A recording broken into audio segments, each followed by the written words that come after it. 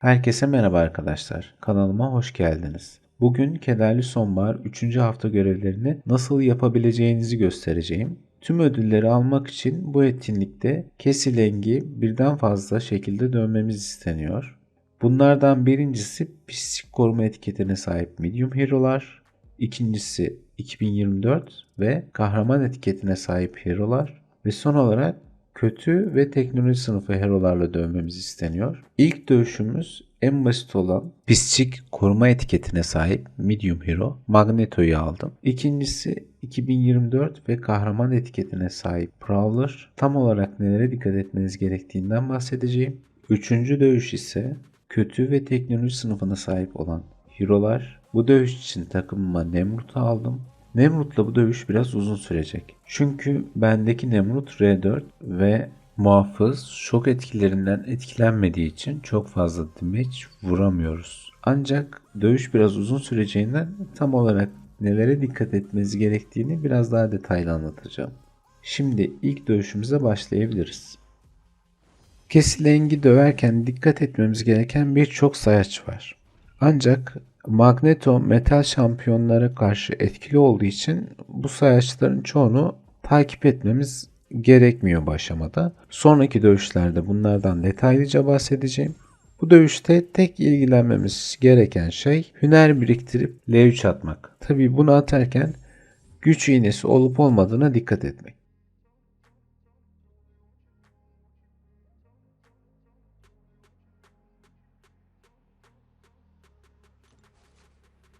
Bunun dışında bir diğer önemli konu geriye doğru atıldığımızda üzerimizde bir sayaç çıkıyor. Gördüğünüz üzere iki kez geriye atıldığımızda yani iki kez sıyrıldığımızda ya da geriye doğru gittiğimizde bu sayaç aktif oluyor. Bu durumda siper işlemiyor arkadaşlar. Siper atarsanız dayak yersiniz. Net bir şekilde.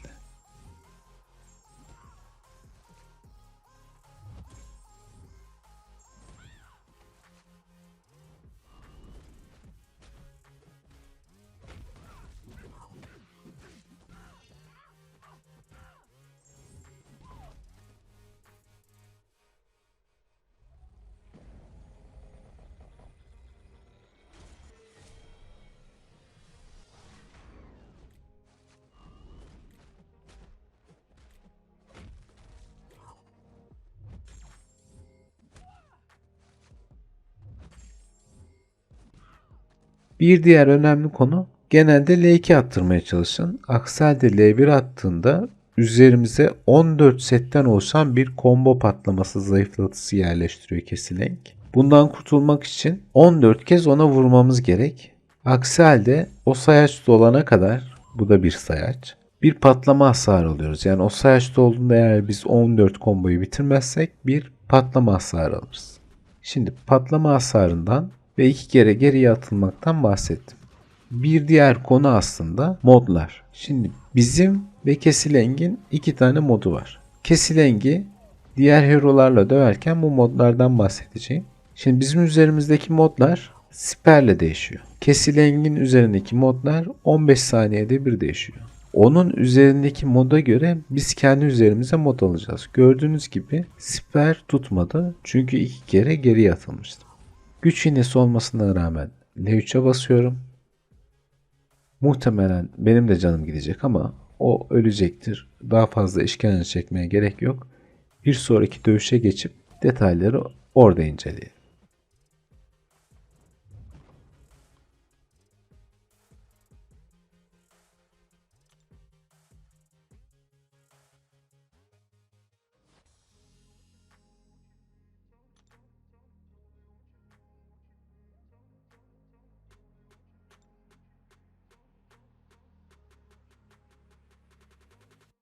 Şimdi Prowler'la Kesileng'i nasıl döveceğimizi daha detaylı inceleyeceğiz. Dövüşe Kesileng kaçış modunda başlıyor. Biz siper atarak takip modu alıyoruz. Eğer takip modundaysak Kesileng bizden kaçamıyor. Siper atarsak modumuz değişeceğinden tekrar siper atmıyoruz. Bu önemli.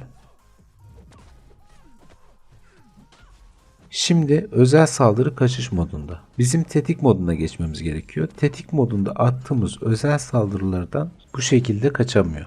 Ve Genelde L2'sini getirmeye çalışıyoruz ki üzerimize patlama hasarı atmasın.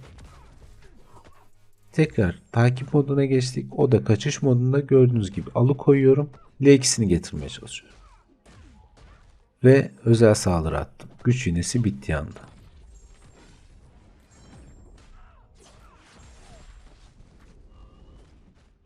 Şimdi o tekrar özel saldırı kaçış moduna geçti. Gördüğünüz gibi tetik moduna geçtim. Şimdi özel saldırı atsam hızlı geçmeyeceğim. Şimdi takip modundayım. Gördüğünüz gibi kaçış yapamıyor.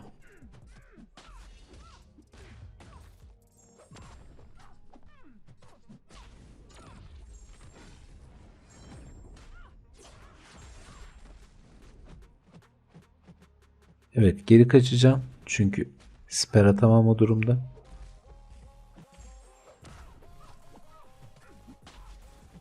Takip modunu aldım. Üzerimdeki yükleri bitirdim.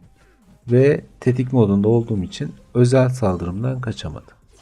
Tekrar kaçış modunda mod değiştirmem gerekiyor. Geri kaçtım. Evet. Takip moduna geçtim. Kaçış yapamıyor. Alıkoyarak oynamam gerekiyor. Siper atarsam modum değişecek ve kaçış yapacak. L2'sini getirdim.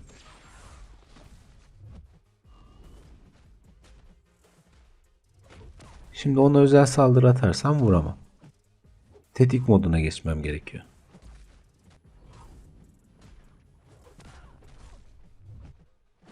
Takip moduna geçmem gerekiyor. Vurmayacağım çünkü siperim yemez. Şimdi tetik modundayım. Takip moduna geçtim. Benden kaçamaz. Patlayıcı hasarını sıfırlamaya çalışıyorum.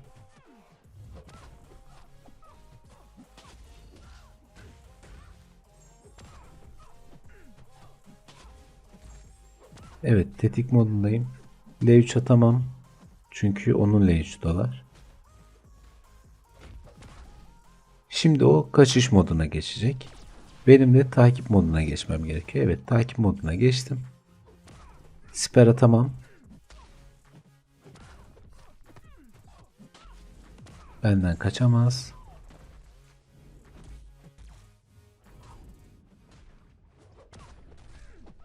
L2'sini getirdim. Tertemiz. Şimdi özel saldırı atmam için tetik moduna geçmem gerek. Çünkü o özel saldırıdan kaçış modunda. Yine L1 attı. 14 yükü bitirmem gerekiyor.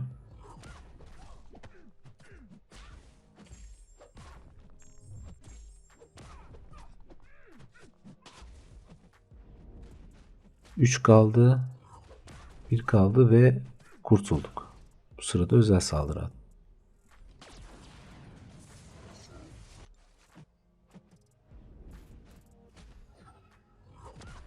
L1 yüklerinden kurtulmaya çalışıyorum onun.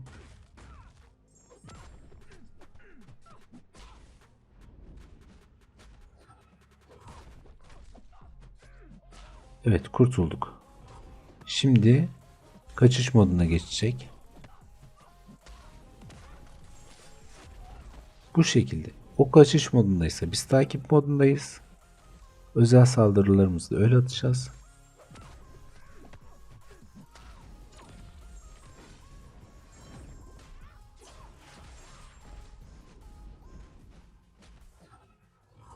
Patlama hasarı aldık bu arada. Bu şekilde dövüyoruz.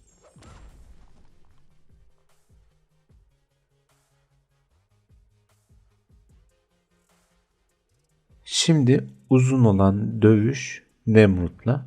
Burada biraz daha detaylı anlatacağım. Takip modunu aldım. Kaçış başarısız. Alıkoyuyorum. L2'sini getirmeye çalışıyorum. 3 iğnesi dolmadan.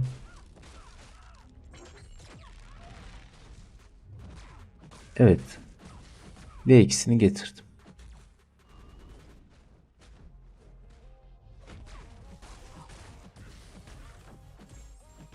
Tetik modundayım. Özel saldırılarımdan kaçamaz. Eğer takip modunda olsaydım özel saldırılarımdan kaçacaktı. Takip modundayım. O kaçış modunda kaçamıyor. Ama siper de atmamam lazım. Modumun değişmemesi gerekiyor.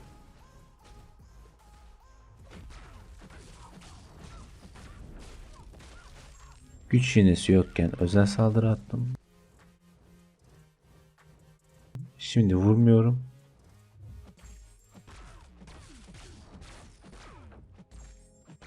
Tekrar takip moduna geçtim. Tetik modundayım. Takip modundayım. Gördüğünüz gibi ilk vuruşum takip modunda olduğu için ıska geçti. O sırada o kaçış moduna geçtiğinden dolayı ikinci vuruşum ona vurdu.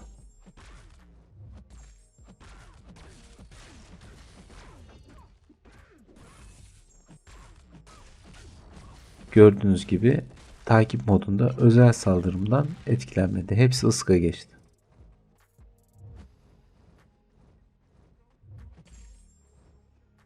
L2'sini atmasını bekleyeceğim. Takip modunu aldım. İstediği kadar L2 atabilir şimdi. Siper atmamam lazım. Alıkoydum. L2'sini getirmeye çalışıyorum.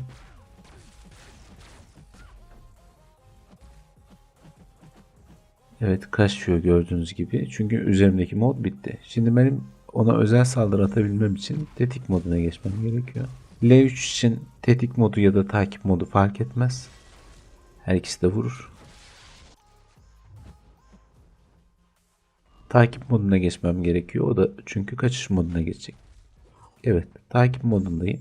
Gördüğünüz gibi kaçamıyor. Tetik modundayım. Tekrar takip modunu aldım.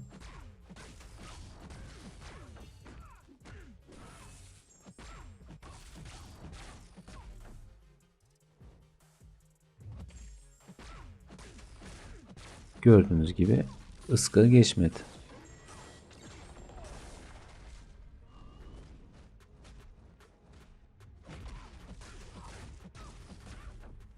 %52 combo yaptık.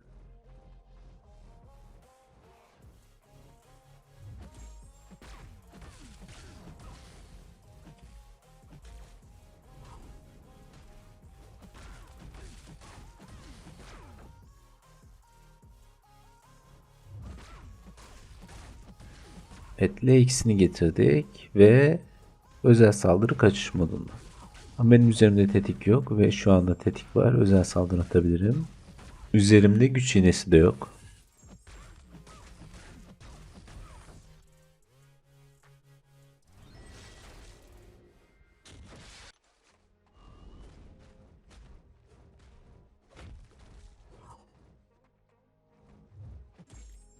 Siper atıp modumu aldım.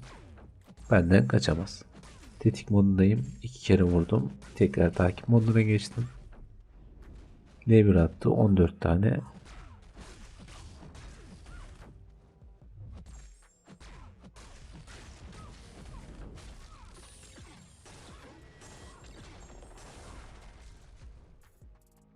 Takip moduna geçtim. L2'sini getirmeye çalışacağız. Bu şekilde.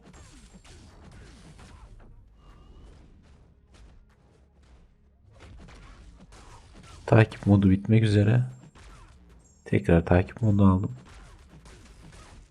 Tetik modu. Şimdi ona özel saldırı atabilirim.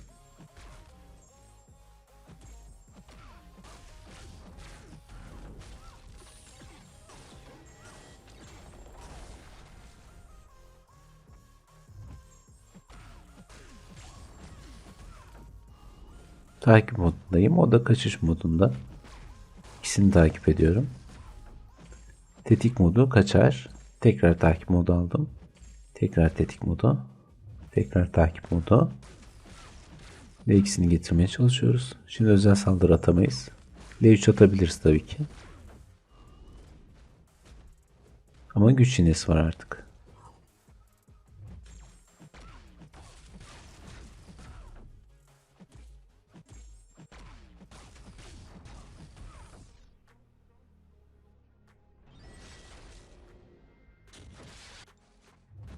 Takip modundayım. Siper atmamam lazım.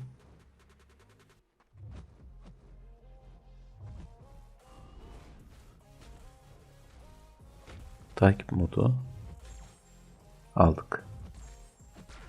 Şimdi özel saldırı atacağımda tetik modu olması gerekiyor. Evet, hata yaptık.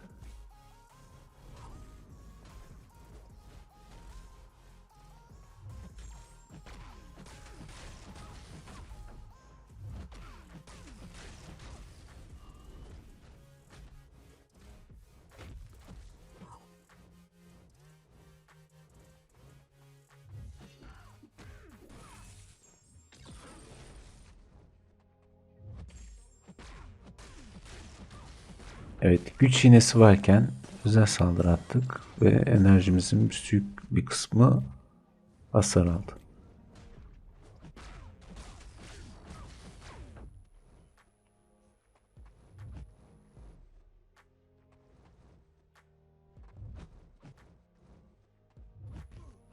Evet, siper kaçırdığımız için dayağı yedik.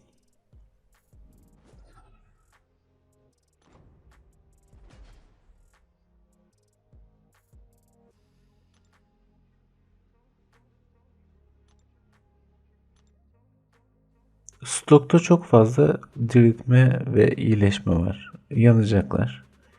Yani dövüşü tek de geçmeye gerek yok açıkçası. Minik bir iyileşme kullanabiliriz.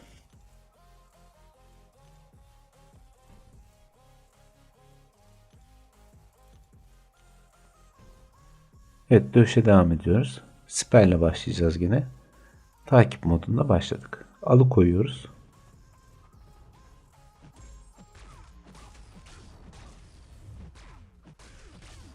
L2'sini getirmeye çalışıyorum.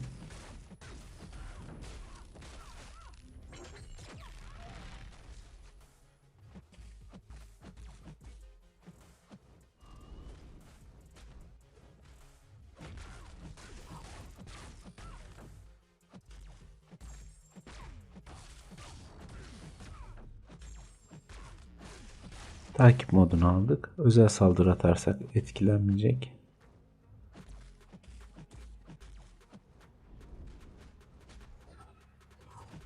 %15 eritmemiz lazım. Güç iğnesi de var üzerimizde. Güç iğnesi bitti ve özel saldırımızı attık. Evet, yükleri tükettik ama üzerimizde takip modu olmadığı için şimdi ezme var. Onun bitmesini bekledim ve siper attım. Şimdi özel saldırı atarsam vururum. L1 attı. 14 yükü tüketmemiz lazım. Bu sırada mod değişiyor ve tekrar takip modunu aldık. Tetik modunda vuramayız. Evet, patlama hasarı alacağız. Aldık gördüğünüz gibi. Evet, siperimizi de ezdiği için sağ olsun. Tetik modundayız.